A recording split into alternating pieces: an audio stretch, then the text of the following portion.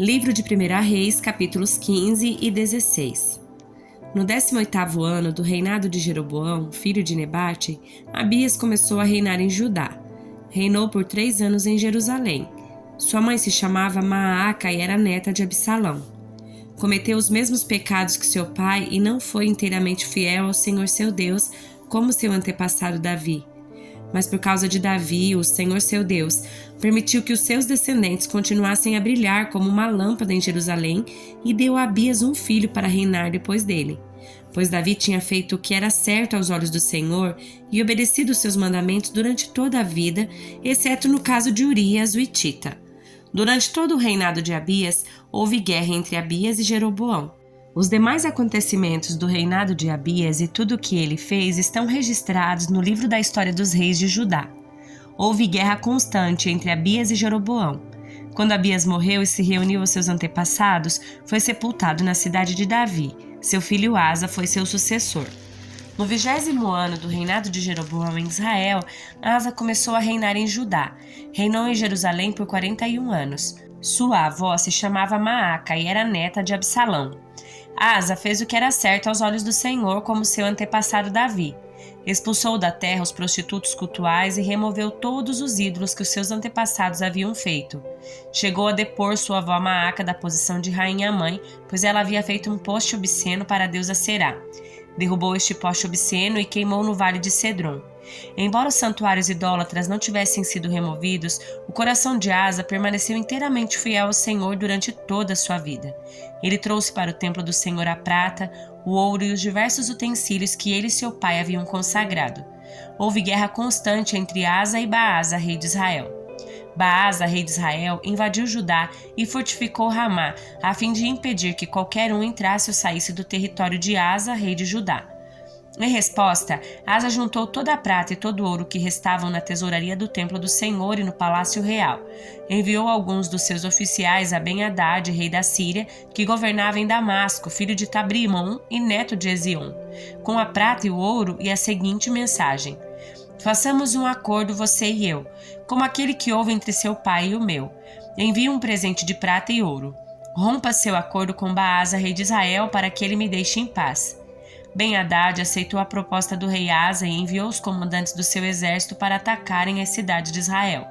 Eles conquistaram Ijon, Dan, Abel-Bet, Maaca e todo o Quinerete, bem como a terra de Naftali. Quando Baasa, rei de Israel, soube o que havia acontecido, abandonou seu projeto de fortificar Ramá e permaneceu em Tirza. Então o rei Asa decretou que todos os homens de Judá, sem exceção, ajudassem a levar embora as pedras e as madeiras usadas por Baasa para fortificar Ramá. Asa empregou esses materiais para fortificar a cidade de Geba, em Benjamim, e a cidade de Mispá. Os demais acontecimentos do reinado de Asa, a extensão do seu poder, tudo o que ele fez e o nome das cidades que ele construiu estão registrados no livro da história dos reis de Judá. Em sua velhice, sofreu de uma doença nos pés. Quando Asa morreu, foi sepultado com seus antepassados na cidade de Davi. Seu filho Josafá foi seu sucessor. Nadab, filho de Jeroboão, começou a reinar em Israel no 2º ano do reinado de Asa, rei de Judá. Reinou em Israel por 2 anos, fez o que era mal aos olhos do Senhor, seguiu o exemplo do seu pai Jeroboão e persistiu nos pecados que ele havia levado Israel a cometer. Baasa, filho de Aías, da tribo de Sacar, conspirou contra Nadab e o assassinou enquanto ele e o exército israelita sitiavam a cidade filisteia de Gibeon. Baasa matou Nadab no 3º ano do reinado de Asa, rei de Judá, e se tornou seu sucessor. Assim que Baasa subiu ao poder, matou todos os descendentes de Jeroboão. Não restou ninguém da sua família, exatamente como o Senhor havia anunciado por meio do profeta Aías de Siló. Isso aconteceu porque Jeroboão havia provocado a ira do Senhor com os pecados que tinha cometido e levado Israel a cometer. Os demais acontecimentos do reinado de Nadab, tudo o que ele fez, estão registrados no livro da história dos reis de Israel. Houve guerra constante entre Asa, rei de Judá, e Baasa, rei de Israel. Baasa, filho de Aías, começou a reinar sobre todo Israel no 3º ano do reinado de Asa, rei de Judá. Reinou em Tirza por 24 anos. Fez o que era mal aos olhos do Senhor, seguiu o exemplo de Jeroboão e persistiu nos pecados que Jeroboão havia levado Israel a cometer. Esta mensagem do Senhor foi transmitida ao rei Baasa pelo profeta Jeú, filho de Anani. Eu o levantei do pó, a fim de torná-lo líder do meu povo Israel. Mas você seguiu o exemplo de Jeroboão. Provocou minha ira ao fazer meu povo Israel pecar.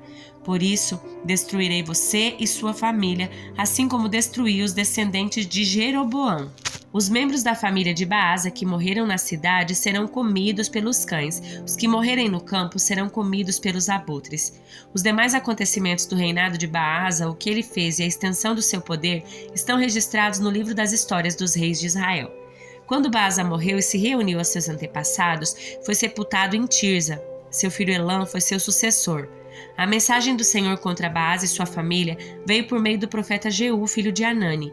Foi transmitida porque Baasa havia feito o que era mal aos olhos do Senhor, como a família de Jeroboão, e também porque Baasa havia destruído a família de Jeroboão. Os pecados de Baasa provocaram a ira do Senhor. Elá, filho de Baasa, começou a reinar em Israel no 26º ano do reinado de Asa, rei de Judá. Reinou em Tirza por 2 anos. Então Zimri, comandante da metade dos carros de guerra do rei, conspirou contra ele. Certo dia em Tirza, ele estava se embebedando na casa de Arza, supervisor do palácio. Zimri entrou, feriu Elá e o matou. Isso aconteceu no 27º ano do reinado de Asa, rei de Judá. Zimri se tornou o sucessor de Elá. Logo que Zimri subiu ao poder, matou toda a família de Baasa. Não deixou vivo nenhum filho do sexo masculino, exterminou até mesmo parentes e amigos. Desse modo, Zimri destruiu a dinastia de Baasa como o Senhor havia anunciado por meio do profeta Jeú. Isso aconteceu por causa de todos os pecados que Baasa e seu filho Elã haviam cometido e levado Israel a cometer. Com seus ídolos inúteis, provocaram a ira do Senhor, Deus de Israel. Os demais acontecimentos do reinado de Elã e tudo o que ele fez são registrados no livro da história dos reis de Israel. Zimri começou a reinar em Israel no 27º ano do reinado de Asa, rei de Judá. Reinou em Tirza por apenas 7 dias. Nessa ocasião, o exército de Israel estava acampado próximo à cidade filistia de Gibeton. Quando souberam que Zimri havia traído e assassinado o rei, naquele mesmo dia proclamaram Omri, comandante do exército, o novo rei de Israel. Omri levou todo o exército de Israel de Gibeton a Tirza e cercou a cidade. Quando Zimri viu que a cidade havia sido conquistada, foi para a parte mais protegida do palácio real, ateou fogo ao edifício e morreu no meio das chamas. Ele também havia feito o que era mal aos olhos do Senhor. Seguiu o exemplo de Jeroboão nos pecados que tinha cometido e levado Israel a cometer. Os demais acontecimentos do reinado de Zimri e sua conspiração estão registrados no livro da história dos reis de Israel. O povo de Israel se dividiu em 2 partidos. Metade queria proclamar Tibni, filho de Genate, e a outra metade apoiava Omri. Os partidários de Omri derrotaram os de Tibni, filho de Genate.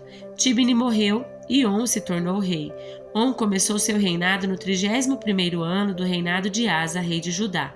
Ao todo, reinou por 12 anos e 6 deles em Tirza. Então, Omri comprou de Semer o monte de Samaria por 70 quilos de prata. Construiu ali uma cidade que chamou de Samaria em homenagem a Semer, o antigo proprietário do monte. Omri fez o que era mal aos olhos do Senhor, pior que todos os reis antes dele. Seguiu o exemplo de Jeroboão, filho de Nebate, em todos os pecados que tinha cometido e levado Israel a cometer. Com seus ídolos inúteis, o povo provocou a ira do Senhor, Deus de Israel. Os demais acontecimentos do reinado de Omri, o que ele fez e a extensão do seu poder estão registrados no livro da história dos reis de Israel. Quando Omri morreu e se reuniu a seus antepassados, foi sepultado em Samaria. Seu filho Acabe foi seu sucessor. Acabe, filho de Omri, começou a reinar em Israel no 38º ano do reinado de Asa, rei de Judá. Reinou em Samaria por 22 anos. Acabe, filho de Omri, fez o que era mal aos olhos do Senhor, pior que todos os reis antes dele.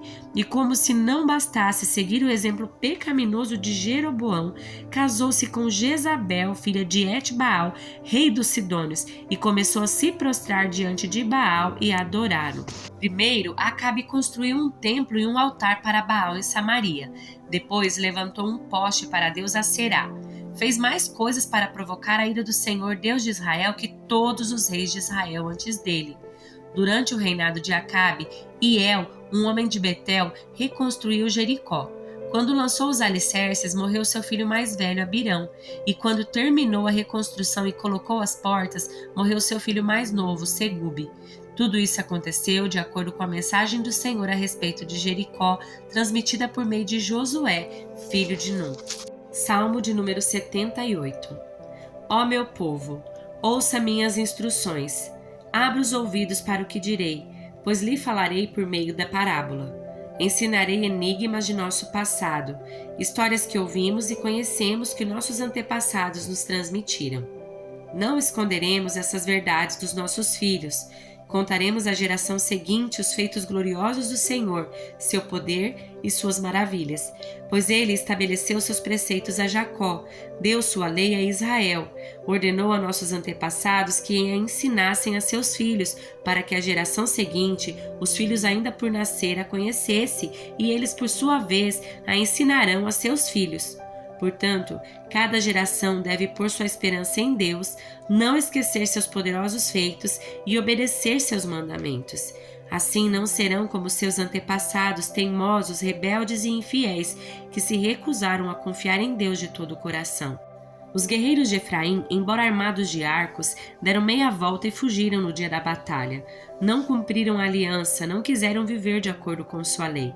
Esqueceram o que ele havia feito, as maravilhas que lhes tinham mostrado, os milagres que realizara para seus antepassados na planície de Zoan, na terra do Egito. Pois ele dividiu o mar e os conduziu na travessia, fez as águas se erguerem como muralhas. Durante os dias os guiava com uma nuvem, durante as noites com luz do fogo. No deserto partiu as rochas para lhes dar água, como a que jorra de um manancial. Da pedra fez brotar riachos e correr água como um rio. Ainda assim, continuaram a pecar contra ele e se rebelaram contra o Altíssimo no deserto. Puseram Deus à prova em seu coração e exigiram a comida que tanto queriam. Chegaram a falar contra o próprio Deus, dizendo: Deus não é capaz de nos dar comida no deserto. Sim, ele pôde bater numa rocha e dela fazer brotar água, mas não é capaz de dar pão e carne a seu povo. Quando o Senhor os ouviu, se enfureceu. O fogo da sua ira ardeu contra Jacó. Sim, sua ira se levantou contra Israel, pois não creram em Deus nem confiaram em seu cuidado. Apesar disso, ele deu ordens às nuvens, abriu as portas dos céus, fez chover maná para alimentá-los, deu-lhes pão dos céus. Eles comeram o pão dos anjos, receberam comida à vontade. Ele enviou dos céus o vento do leste e por seu poder guiou o vento do sul. Fez chover carne como se fosse pó, muitas e muitas aves como a areia da praia. Fez as aves caírem dentro do acampamento ao redor das suas tendas. O povo comeu à vontade. Ele atendeu ao desejo deles. Mas antes que estivessem satisfeitos, enquanto ainda tinham comida na boca, a ira de Deus se levantou contra eles. Ele matou seus homens mais fortes, feriu mortalmente os jovens de Israel. Ainda assim, continuaram a pecar. Não confiaram em Deus apesar das suas maravilhas. Por isso, reduziu a vida deles a um sopro e fez seus dias terminarem em terror. Quando Deus começou a matá-los, finalmente o buscaram. Arrependeram-se e levaram Deus a sério. Então lembraram que Deus era sua rocha, que o Deus Altíssimo era seu Redentor. Contudo, foi só da boca para fora.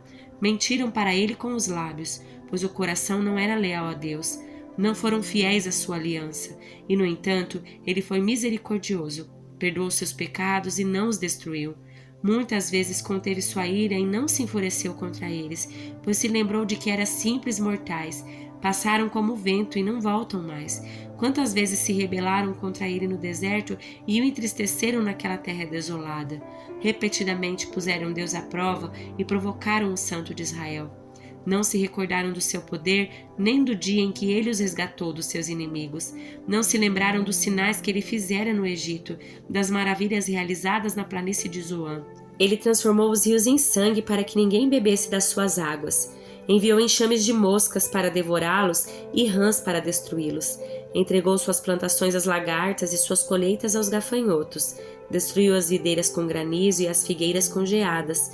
Entregou seu gado à chuva de pedras e seus rebanhos aos raios. Lançou sobre eles sua ira ardente, sua fúria, indignação e hostilidade. Enviou contra eles muitos anjos destruidores. Voltou sua ira contra eles, não lhes poupou a vida, mas os devastou com a peste. Matou todos os filhos mais velhos do Egito, a flor da juventude na terra de Cã, mas conduziu seu povo como um rebanho de ovelhas e os guiou em segurança pelo deserto. Manteve-os a salvo e não tiveram medo. O mar cobriu seus inimigos, levou o povo até a fronteira de sua terra santa, a região montanhosa que para eles conquistou. Diante deles expulsou as nações e repartiu entre eles sua herança. Estabeleceu as tribos de Israel em seus lugares. Ainda assim, continuaram a pôr à prova o Deus Altíssimo e a se rebelar contra ele. Não obedeceram seus preceitos, voltaram atrás e foram infiéis como seus antepassados. Mostraram-se indignos de confiança como um arco defeituoso. Provocaram a ira de Deus ao construir altares para outros deuses e com seus ídolos despertaram neles ciúmes. Quando Deus os ouviu, se enfureceu e rejeitou por completo Israel. Abandonou sua habitação em Siló, o tabernáculo onde vivia no meio do povo. Deixou que a arca do seu povo fosse capturada, entregou sua glória nas mãos de inimigos. Permitiu que o seu povo fosse morto à espada, pois se enfureceu com ele, sua propriedade. Os jovens foram consumidos pelo fogo, e as moças não puderam entoar canções de núpcias. Os sacerdotes foram mortos à espada, e as viúvas não puderam lamentar as mortes. Então o Senhor se levantou como de um sono, como o guerreiro que desperta da embriaguez. Fez os inimigos recuarem e os entregou à vergonha para sempre. Rejeitou, porém, os descendentes de José. Não escolheu a tribo de Efraim. Antes escolheu a tribo de Judá, o monte Sião que ele amou. Ali construiu seu santuário, alto como os céus, firme e duradouro como a terra. Escolheu Davi, seu servo, e dos currais o chamou. Tirou-o do pastoreio de ovelhas e cordeiros e tornou-o pastor dos descendentes de Jacó, o povo que a Deus pertence, Israel. Com o coração sincero, Davi cuidou deles e os conduziu com sensatez. Segunda carta aos Coríntios, capítulo 6. Como cooperadores de Deus, suplicamos a vocês que não recebam em vão a graça de Deus. Pois Deus diz: no tempo certo eu o ouvi, no dia da salvação eu lhe dei socorro. De fato, agora é o tempo certo. Hoje é o dia da salvação. Vivemos de forma que ninguém tropece por nossa causa nem tenha motivo para criticar nosso ministério.